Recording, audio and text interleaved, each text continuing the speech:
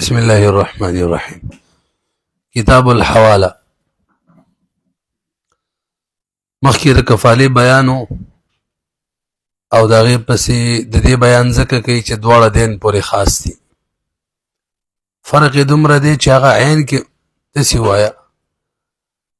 حوالې پس د کفالې نه ذکر کړله ځکه په دین کې دواړه شریک دي، خاص نه. بیا کفاله عین کې هم راتلله، عین نه څوک کفیل جوړېدلو، حواله صرف او صرف په دین کې راځي. بل شامی کې داسې لیکلي ان کل منهم عقد التزام مع على الاصيل للتوثق. دواړه عقد توثق دي، اصیل باندې کومې پیسې بل کس راپاڅېږي د هغې ذمهوار جوړېږي. لغت کې مشتق د تحویل نه، وهو نقل الشيء من محل الى محل. او څوک وي لکه شامی کې دی هي نقل مطلقا لدین او عین دواړو ته شامل دی. اصطلاح کې ویل کېږي تحویل الدین من ذمة الاصیل الى ذمة المحال علیه على سبیل التوثق به. تاسو ته به انشاءالله کتابونو کې عقود توثق راځي، هغې کې کفاله ده، رهن دی، حواله ده. دې سره اصل کې د دین توثیق کېږي، مضبوطېږي ورسره. نو وایي دا اول د دین دی د اصیل د ذمې نه څوک چې مدیون دی الى ذمة المحال علیه، چا باندې چې حواله ورکړلی شي د هغه ذمې ته على سبیل التوثق به، د دې دپاره چې د دین باندې مضبوطیا راشي. ورپسې لیکلي دي څلور اسما پیژندل ضروري دي. اصطلاحات د دې مقبول مولوي صاحب په ما باندې 1000 روپۍ قرض دی، دا داین دی، زه مدیون یم. د تاسو ځان پوهه کوي دا امتیاز وایي چې مقبول مولوي صاحب ته دا ستا 1000 روپۍ به تا ته زه ادا کړم. زه ورته ویم زه ما باندې ستا کومې 1000 روپۍ دي تا ته به امتیاز ادا کړي. امتیاز وایي ما ته منظوره ده، زه به ادا کړم. مقبول مولوي صاحب هم ومني. نو دې صورت کې دا څوک چې داین دی مقبول دا محیل شو، دغه شو، دا زه څوک چې حواله ورکوي دا محیل دی، مدیون ته محیل وایي حواله ورکوونکی. او داین چې دی هغه ته محال له ویلی کېږي، چا ته پاره چې حواله ورکولی کېږي. دا مقبول مولوي صاحب محال له شو. څوک چې حواله قبلوي چې زه به پیسې ادا کړم هغه ته محتال علیه ویلی کېږي. او د 1000 روپۍ چې دي دې ته محال به، محتال به ویلی کېږي. نو لاندې وایي المحیل هو الذي عليه الدين الأصلي. والثاني المحال له وهو الطالب وهي الدائن. دته محتالم ویلی کېږي، محتال لهم ورته ویلی کېږي، محال لهم ورته ویلی کېږي. البته چا ویلي چې محتال سره له لګول لغوه ده، سلې ته حاجت نشته. دریم محال علیه دی، هغه د امتیاز شو، وهو الذي قبل الحواله، څوک چې حواله قبلوي. او څلورم محال به، هغه مال ته ویلی کېږي د 1000 روپو ته. په خبره پوهېږي که نه؟ بیا شرایط دي، څه د مدیون دپاره دي، څه د داین دپاره دي، او څه د نفس دین دپاره دي. مدیون دپاره شرایط لکه ما دپاره شرایط چا منه چې قرضه ده دا به عاقل وي، دا به بالغ وي، او دا به په حواله باندې راضي وي. د دې خبره کوو چې زما رضا پکې ضروري ده که نه ده، راځي کتاب کې. دویم صاحب دین متعلق شرایط، د چا چې دین دی هغه دپاره همدغه 3 شرایط دي، عاقل به وي، بالغ به وي، او په حواله باندې به راضي وي. دا شرط هم ورسره ملګری کوي چې امتیاز ورته وایي چې ستا دین په ما شوخه، دغه مجلس کې دا قبول کړي. دا مولا شرط دی. مقبول مولوي صاحب مقبول قبول کړي. ښه محتال علیه امتیاز څوک چې حواله قبلوي د هغه دپاره شرایط هم د قدرې وړ دي. لکه په ځان باندې دین راولي په قول سره، نو د حجر قصه به ترې وباسو ښه. عاقل به هم وي، لیونی نه، بالغ به هم وي، نابالغه نه، او عاقل بالغ، او بل په دې حواله به راځي ځکه پردې دین ده ته را منتقل کېږي. دین دپاره شرط دا دی چې دا دین به دین لازم وي. لکه چې دین لازم نه نبی توسق ته ضرورت دی دا خو حق دی توسق دی دا قاموس الفقه کې په دې باب کې 15 بحث دي اول نمبر راته وصف شرعي بیانې حوالی څه حکم دی وی الحواله جائزه بالديون حواله جائز ده ګوره صرف قرضونه کې عین کې حوالی نه کیږي وجه بیانو حواله جائز ده بدی نقل مشتا او بدی عقل مشتا هر چې نقل له د حضرت ابو هريره حدیث سے نبی علیہ الصلوۃ والسلام فرمایي مثل الغنی ظلم واذا اتبع احدكم على ملئ فليتبع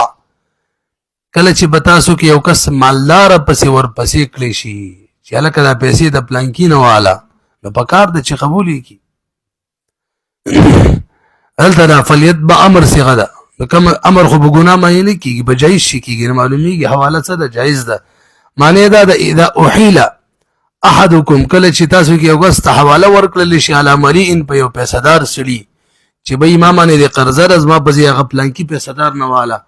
نو پکار دا چې هغه قبول کی به قید لیکلی والاتباع بسبب غیر مشروع لا يكون مامورا به من الشارع اتباع په سبب غیر مشروع کی شارع د طرف مامور به نه جوړیږي البته دا ورله ضروری ده ولا بد يكون الدين معلوما دا د دین د شرایطو یو دام د موږ نو ویلې هغه چې دین به معلوم وي مجهول شي حواله نه ټکیږي همدغه شان حقوق کوم حواله نه ټکیږي په ما حق د امتیاز وې داري په ما شیدا سینې کیږي حواله صرف بشا کې صحیح کیږي دین کې او اعتراضم جوړیږي دلته چې دا دین خو یو وسب دی وسب خو انتقال نه قبل ازمان دین هغه ته څنګه منتقل شو د جواب اعلان دی لیکلي الاحکام الشرعيه لها حكم الجواهر غیر پر حکم نه چي جواهر وي برحل قید ولګولو الحواله جائزه بالديون عندي لیکلي یعنی الحواله تصح بالدين لا في العين ان کنه صحیح کیږي وجه زبردست لیکلي دا د حواله اصل کې نقل شرعي دی زمانه دین حقیقت کې هغه تناوړي امتیاز څوړي نه خو شریعت یو اعتبار ورکوي چې مخکې ما نه غوښتل شو اوس یې هغه غواړه په دې اعتبار څنګه ته وغوښتلو دا انتقال چې دی شرعي دی څه دی شرعي دی نو کوم شي چې شرعي انتقال قبلي کنه حق کې به حواله ټیک دی غدین دی عین خو نه قبلي دا شي دا عین دی تاسو فرض کې دا غت زما صدې کنه تاسو فرض کې هغه تلاړې دا زی اس اعتبار خو کده محال کې د فرض د محالم ممکن وي فرض کول خو خبره نه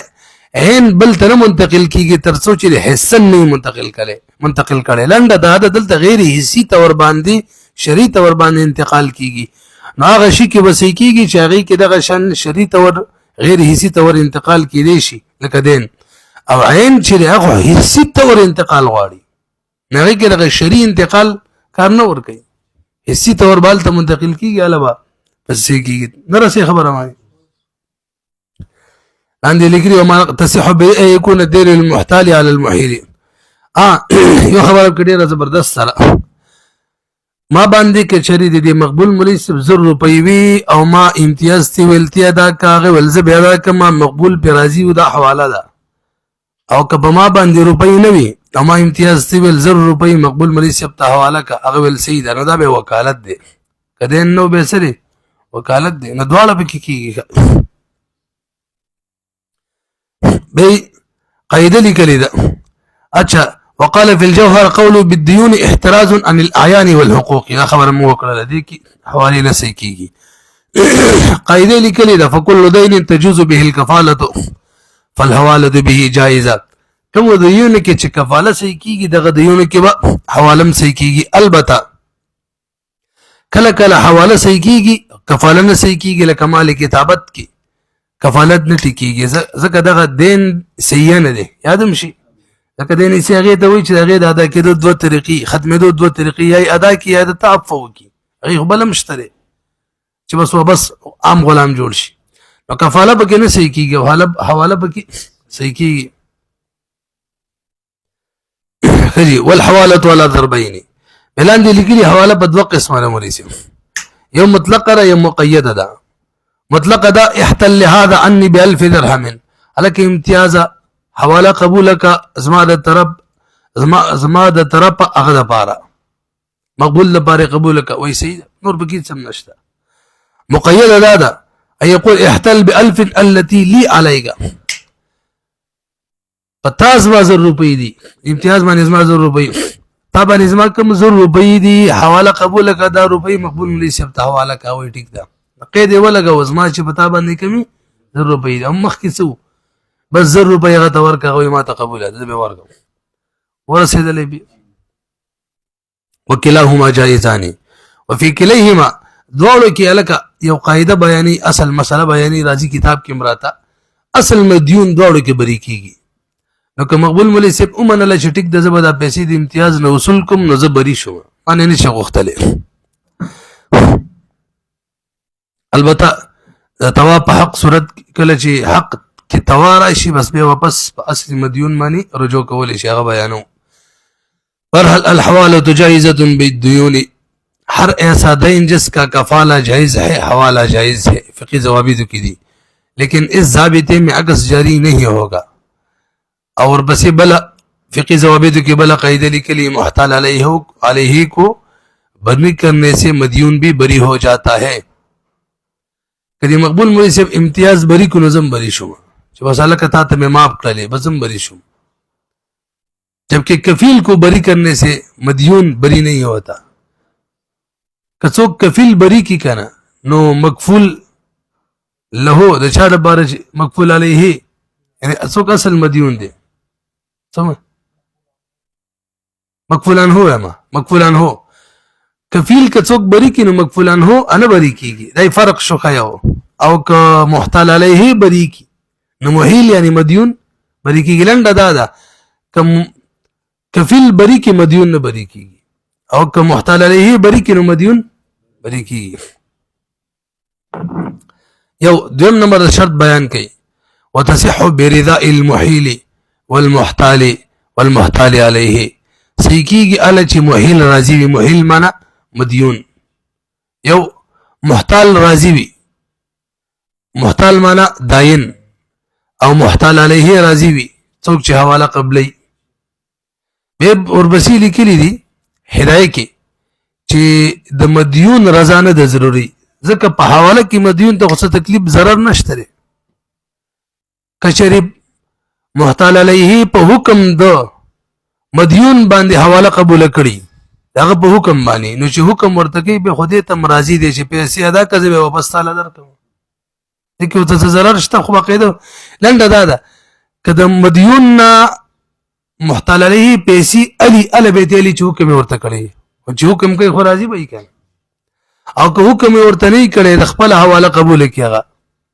چې مساله کا پیسې زمانه وصول کړه نبي خو د مديون ناخسته نشي نو دي کې مديون ته ضرر شته نو وي واما المحيل فالحواله تصح بدون رضاه ذكره في الزيادات لان التزام الدين من المحتال عليه تصرف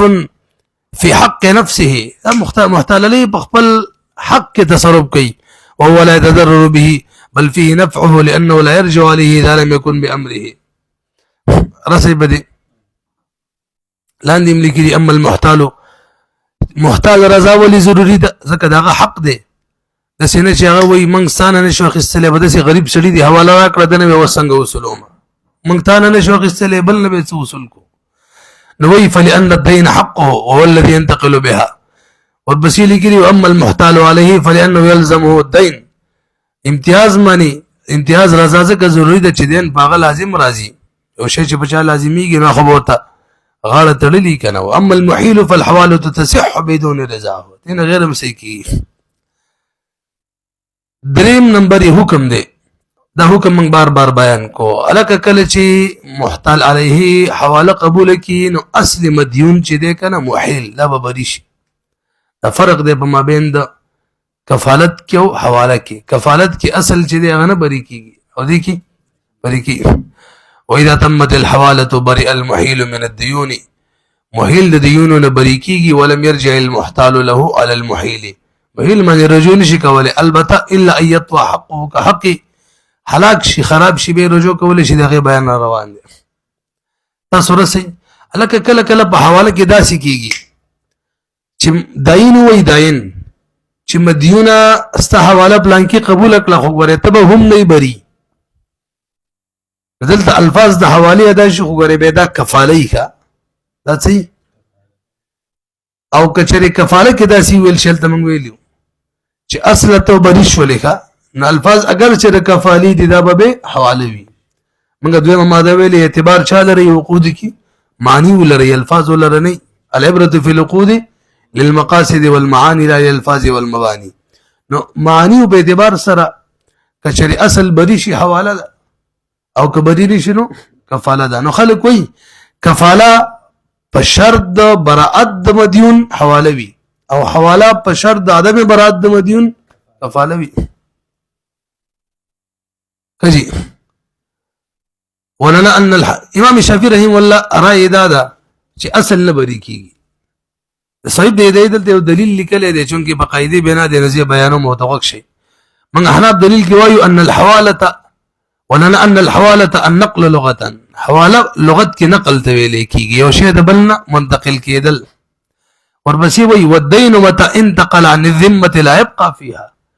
دین چې کله دی زمینه بل زمینه ته بری شي نو په کوم ذمه کې چې هو هغه کې باقی نه پاتې کیږي دین چې کله دی زمینه بل زمینه ته منتقل شي نو په اصل ذمه کې باقی نه پاتې کیږي هر چې کفاله ده هغه منی مور قیاس کوم خو زم ته ویل کیږي یو بد بل سره په ذمه کې زم شي په دواړو معنی وي ولذم دا قاعده رقم بار ویلم دا والاحکام الشرعيه على وفاق المعاني اللغويه شرعي احکام چی کنا دا موافق د معنی لغوي نه حواله کې لغوي معنی تقاضا ده کې چې اصل بری شي شی دی مکمل ده نه منتقل شي او کفالت کې لغوي معنی زم ده ا تقاضا کوي چې دواړه دي حجی هدايه کې دا قاعده د اصول هدايه کې نقل کړي عزیزي اوس موږ ول چې مديون ببری کیږي البته که حق د داین کې توارزي به ونه بری کیږي اوس توا چاته ویل کیږي امام سے بنظمانی توا دو صورتونه دي او صاحبانو بنظمانی د توا درې صورتونه دي امام سے بنظمانی د توا اول صورت یعنی د حق د هلاکیدلو چې محتال علیه باقاعده د حوالینا انکار وکيو د محتال سره داین سره پدې څه گواهان هم نه ځکه حق هلاک شو کنه واپس به اصل باندې رجوع کوي چا باندې چې قرضه و یو دا او دویم دا محتال علیه چې د چا حواله قبول کړي دا د غریب ملشي اڅم ترکه کې نه پاتې نو محتال ته داین طالب ته بس ملاويږي څه خو ته ملاو نشو واپس براشي مهیل باندې با رجوع کی دا دو صورتونه دي والتوا عند ابي حنيفه رحمه الله دې قول راجح قول صاف کې متابعين ویلې باحد الامرين اما يجحد الحواله حوالينا انکار وکي ويحلف مقابل سره مدعي سره دا محتال مدعي ښه چې ته حواله قبول کړي هغه سره ګوان هم نه دا منکری د قسم دا قسم وکي ويحلف ولا بينت له عليه بينم د محتال سره نه عليه په محتال عليه باندې او يموت الى محتال عليه ملشي مفلسا غريب ملشي لم يترك عينا ولا دينا ولا كفيلا سمني برخي مخکې راځي صاحبین وي دوه خدغه دي یو ور سره ولم دي هغه دا چې دا محتال علیه غریب شي او قاضي فیصله وکړي چې بس دا مفلس شو یادم شي دا من کتاب الحجر کې ویلو امام صاحب وایي چې په چا باندې د قرض د وجه نه حجر نه لګوم او صاحبینو لګول دا بنیاد اختلاف بنیاد ماغه مسله ده چونکه صاحبین قائل دي نو بس هغه وایي دا د څه شول لکه چې بس غریب مړ شو لہذا واپس به محتال محیل باندې رجوع وکړي مدیون باندې رجوع وکړي پوهیږي امام سے بدا سیمنینا لہذا رجوع بھی نشي کوله وقال ابي يوسف محمد رحمه الله هذان الوجهان ووجه ثالث وهو يحكم الحاكم بافلاسه في حال حياته څلورم النزاع بين المحيل والمحتال عليه في اطلاق الحواله وتقييدها بي من شروع کې ویلو حواله دو قسمه ده مطلقم ده مقیدم ده نکله کله د حواله د مطلق او مقید کېدو په باره کې د محیل او د محتال علیه منځ کې اختلاف راځي تاسو دا وښی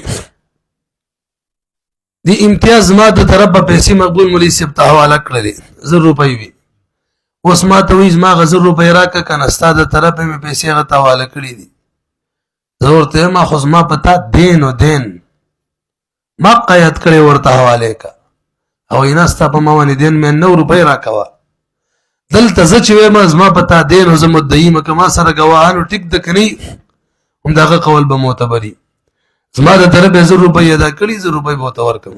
تاسو پوهېږئ اوس یې تعبیر بدل کړئ هغه د حوالې مطلق قایل دی دا وکړي چې د حواله مطلقه ده او زه د مقیدې چې په تا زما قرضه وه ما هغه یاده کړې وه برحال دغه قول ځکه معتبر دی چې ظاهره کې به ما باندې د رجوع کولو سبب موجود دی چې زما قرضې مقبول مولوي صاحب ته ادا کړې ده که نه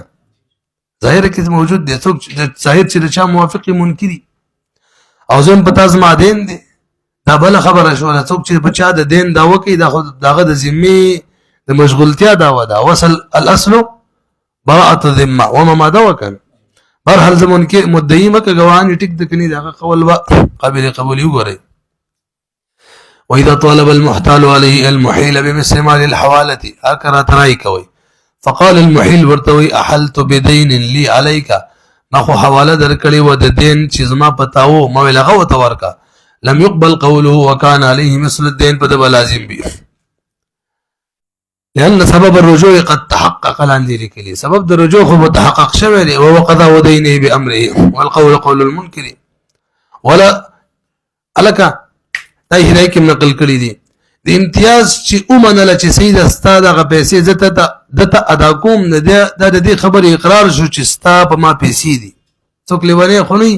چې خپل پیسې بل لپاره ادا کوي خو چې د امتیازي اومني ستا پیسې ادا کومه مطلب دا شو چې ستا په ما باندې پیسې شته درسې پی جواب یې کړی چې نه حواله یو کس چې بل ته وایي خپل پیسې پلانکی ته ادا که په ما پوری دي دا څه حواله پوری نه دي خاص ته وکالت کیم کیږي چا کیم کیږي لیکلي دي ولا تكون الحواله اقرارا منه بدين عليه لانه قد تكون بدونه کله بغیر د حواله نه می سره بل ته وزما ما باندې پیسې دي تیرا لادا کا تاسې دای کیم دي بل جگہ بين المحيل والمحتال له في الحواله والوكاله د محيل او محتال له زما د مقبول مولوي سي منس کلان جشوا ما ودویل ما امتیاز ته ویلو چې تا د 1000 روپۍ ادا کړی دی ویاو وسما تراکه کنه مقبول مولوي سي وای زما قرضه و پتا باندې تا خدای حواله را کړی دا ما دغه خسته څنګه درکم پوه نه شوی دلته به څه چا قول له اعتبار تاسو ګوري واذا طالب المحيل المحتال مديون د داين نه مطالب مديون موای محيل مطالبه د محتال نو کی بما د غزر روپو احال چې محيل حواله ورکړي هو محتال تا به د غزر روپو چې بلانکینه وصول کا خپل بیان کې فقاله محيل وای انما احلتک ما تا حواله درکړي ولې تقبضه لي ما د بار قبضه کی وقال المحتال وي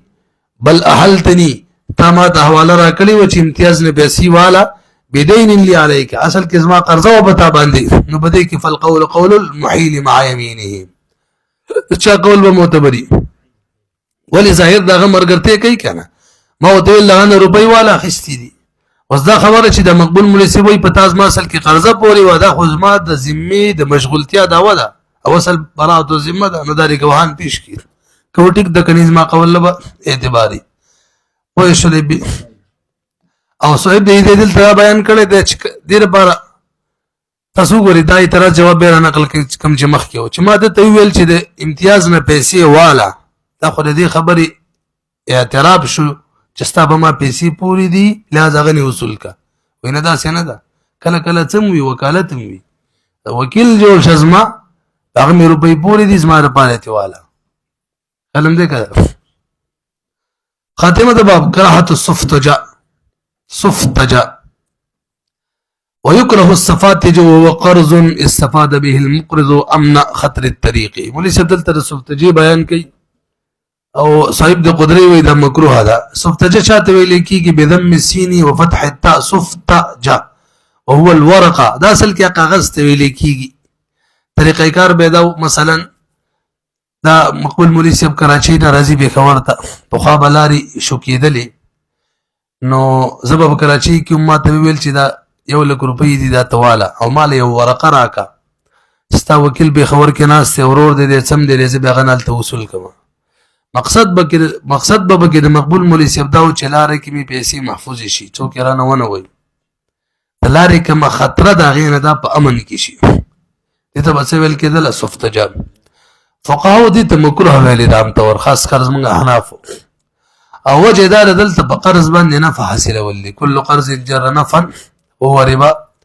هغه داسې چې دا ماله کراچۍ کې دا 1,00,000 روپۍ راکوي قرض په دې دا نفع دي هغه دا چې خطرې د لارې کومه خطره ده هغې نه ځان پوره هم نه کوي پوه نه شولې بې خو دا کراهت فقها اله بیانوي چې خو باقاعده پکې د دې بیان وشي چې لاره کې خطره ده او یو عرف جوړي نو که چېرې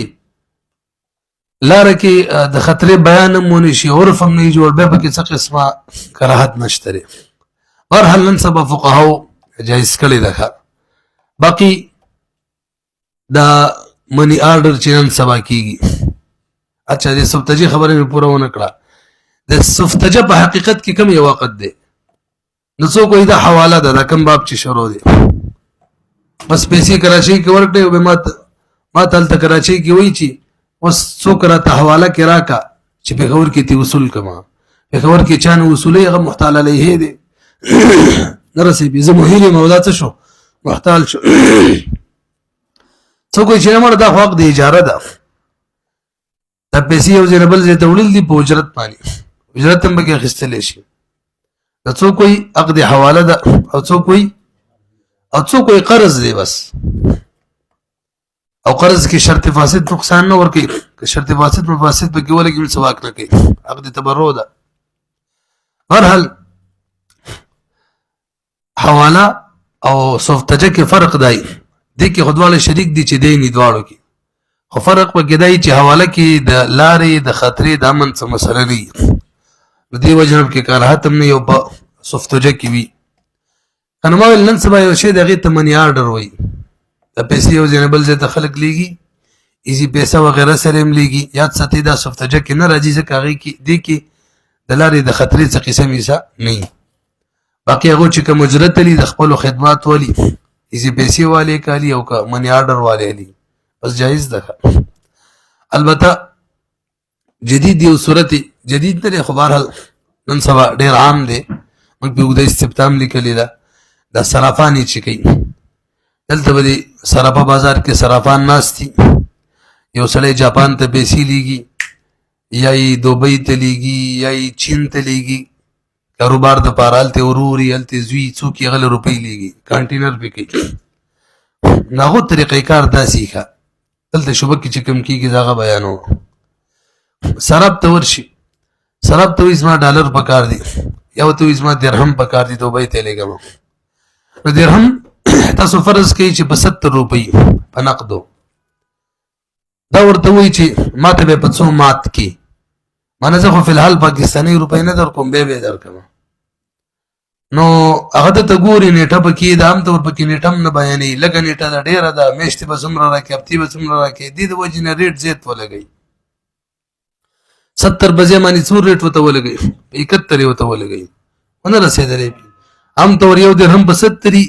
دا فلحال پاکستاني روپۍ نه ورکوي نو ده ته ولګوي په 71 اوس بیا ټلیفون وکړي هلته یا میسج څه چې مو کې خبرې کړي هلته کس چې هلکه پلانکي سړی به دوبۍ ته درشي پلانکي ځای ته درشي او دومره درهم ورته حواله کړ بس هغه ورور یې زوی څوک هم یې ورشي پیسې ترې والي بیا دا هفته په هفته میاشت په میاشت دا پیسې خپلې ادا کوي ورته نو مولوي صاحب دا صورت چې دی که نه کوم طریقې کار دی دا د 5 وجو نه ناجایز دی ښه څو وجو نه 5 وجو نه یو پکې دا دی چې دوی عام طور د دې پیسو دپاره نیټه نه مقرروي ما چې څومره نه تپوسونه کړي نیټه پکې نه مقرره رسوي به حالانکې نیټه دا خو بیه ده د هغه نه درهم اخلي پاکستانو روپو باندې بیه ده که نه ده او بیه کې د سامانو دپاره نیټه مقررول خو ضروري دي دویم نمبر دا د پیسو به په پیسو باندې ده. درهم مروجه کرنسی ده، پاکستانی روپیم کرنسی ده. اگر چې به سرب نه ده خو مجلس عقد کې په احد العوضین باندې قبضه ضروری دلته بینه کیږي. نی ورته دا په دغه مجلس عقد کې حواله کې پاکستانی روپی او نی ورته هغه درهم حواله کوي، بلکې څه کوي هغه په دوبۍ کې به د کس وصول کی هغه ته به حواله شي، نو په احد العوضین باندې قبضه نه کیږي. دریم نقصان به کېدای چې دلته یو وخت سره بل وخت شرط وي، بیا کوي بیا درهم تیری بدی شرط چې ما باندې به حوالم کې حواله قدم ورسره څه شو. درې څلورم نقصان به کېدای چې حضرت فرمایي حضرت شیخ الاسلام چې عام اشیاء کې د نقد په مقابله کې د نیټي پیسې زیات مقرره ول جایز دي، خو مروجه کرنسی سونا چاندي کې مروجه کوم کرنسی دا یا سونا یا چاندي د دې کې نه ده جایز، سود تلاره جوړیږي. او دلته وګورئ کوي پنځم حکومت خلاف ورزي ده، بګي حکومت دا شی منه غړي. پنځه وجوهاتونه بدی کې دا جایز نه دي. موږ ورته جایز طریقې مخودلې تاسو د څه کوي، لکه اول نقصان څو نیټه نه معلومه، موږ نیټه معلومه وایي به دا خودونه خبره نه ده. دویم نقصان پکې دا چې تاسو اجرت شی وکم د څه کوي چې قبضه عقد کې به یو عوض مانی وکي، هغه ماته سرپان ویل مکسب نه روپۍ نه چاري ولې ورکو، مال د څه کار کوي کنه تاسو به کم از کم 1 لک درهم وی علاوه تا نه څوک زیات نه زیات څو غواړي 50,000 غواړي ورکوي، واپس حوالی بطری ته واپس اله دګاګ ته ویل د حوالی بطری واپس ورکوه، کته ته خپل روپۍ واپس جمع کیږي، د سی بل ورکوه د سی بل ورکوه نه رسېږي څه شو. دوه د طریقې سره وقې ختم شي. دریم موږ ورته ویل چې ته د نیټې د وجې نه پیسې زیاتې مه مقرره وه، اول ویب کې موږ ته ګټه نشته، نو موږ ویل ته د حوالې اجرت اله که نه، تا مثلا 50,000 درهمو کې بالفرض 1 لک پاکستاني ګټلې، نو که چاله 50,000 درهم لیږي نو اجرت ته اله که نه، مخکې د 10,000 اخیستلو دی اوس 1 لک اله، د اجرت په طریقې باندې خپله ګټه پوره کوه، ستا خو دې څه کار نشته چې ګټه په کومه طریقه رااله، سبب یې څه دی، خو بس ګټې څه دی کار دی، نو ګران دی به خرڅول 1 لک دی ګټلې، اوس یې په خپل ریټ خرڅوه، خو په تا باندې حواله کوي، حوالې اجرت یې اله نه رسېږي. بل کومو د حکومت خلاف ورزي د اخبار حل نه ختمېږي. یو شی بل پاتې شو، حکومت خلاف ورزي به تر څو چې د حکومت خلاف ورزي جایز کړي نه هغه پورې به ناجایز خو دومره د حکومت خلاف ورزي سره خوشي کې حرمت نه راځي، د عمل ټیک نه پیسې خو حلالي. یو شی پاتې شو، یو وخت کې بل وخت شرط لګول دي، دا بیه هم ده حواله هم ده، نو کچري عرف جوړ شي عرف او یو صفقه کې بل صفقه لازم شي، نو عرف د وجه نه جایز کیږي، لکه ټیلر تار هم خرڅي او عمل هم کوي، بیم کوي او اجاره می، رنگساز بیم کوي رنگ خرڅي ورسره عمل هم کوي اجاره می، داسې ګڼ صورتونه دي نه رسېږي. البته یو خبره کې بیم اهمه ده چې دا دی بلکې هغه تقریبا به صورت نه جوړیږي چې بیا دی کوي او هغه ته مکمل اختیاري وي چې حواله پار چا کې کله سم کړل نو به خو د حوالی پترو چې هغه زیاتی پیسې غسل هغه قصه خرابېږي کلم ده کنه. برحال دا کوم صورتو چې یو ملک نه بل ملک ته پیسې لیږي او بدلی لیږي، د دې ملک ولا نه لیږي نورې لیږي، پاکستان نه درهم لیږي، الته دلته دواق د پکارو یو بیا پکارو پاکستانو روپو باندې درهم اخیستل او بل حواله وا. اوس کله پاکستان نه دوبۍ ته جاپان ته هم پاکستاني روپۍ لیږي، دغه فقط یو وخت د حواله والا دغه بیا نشته، نو به دغه د حکومت د خلاف ورزي نه علاوه کې نور څه نقصان هم نشته. اصلون نقصانات د عقد د وجه نه راغلي، بیا د وجه نه بیا دې کې نشته، نو حکومت اجازه ورکړي ټیک د کنيني با. دریم صورت مشتري یو ملک یو ځای بل ځای د پیسې لیږلي، پېښور نه کراچۍ ته، کراچۍ نه پېښور ته، دې کې حکومت پابندي هم نه، دا خو بهر حال جایز دي، اته حواله ده تاسو رسې بدی.